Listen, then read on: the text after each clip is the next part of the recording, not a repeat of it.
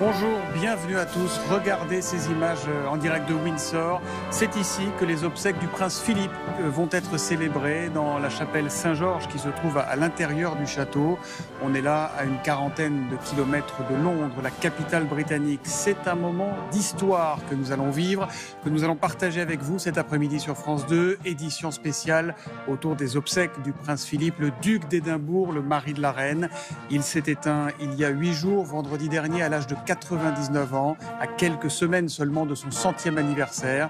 Il aurait dû le fêter, cet anniversaire, le 10 juin prochain. Le prince Philippe, qui était le plus loyal des serviteurs, disait-on, mais sa vie, 3 pas derrière la reine, ne l'aura pas empêché d'avoir son tempérament, d'avoir son caractère, d'avoir son franc-parler, d'avoir son humour aussi.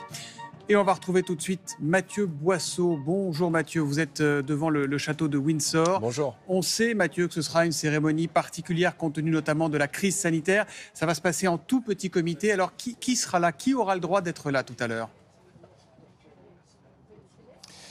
Alors, dans l'enceinte de la chapelle Saint-Georges, il y aura 30 invités, quasiment exclusivement des membres de la famille royale. Concernant le protocole, maintenant, tout est absolument minuté selon la tradition de la monarchie. À 15h40, le cercueil du prince Philippe sera transporté depuis l'intérieur du château de Windsor vers la cour centrale. Débutera alors une procession avec des hommages militaires. À cette procession se joindra la famille royale. La reine Elisabeth II suivra à l'intérieur d'un véhicule. Cette procession durera 8 minutes jusqu'à l'entrée dans la chapelle Saint-Georges. À 16h, une minute de silence retentira et sera observée dans l'ensemble du Royaume-Uni et dans de nombreux pays du Commonwealth. La cérémonie débutera alors, elle durera 50 minutes.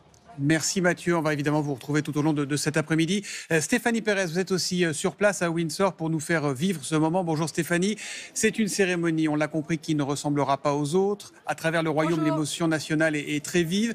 Pas de public donc, protocole sanitaire oblige. C'est donc à la télé que les Britanniques ont été invités à suivre cette journée.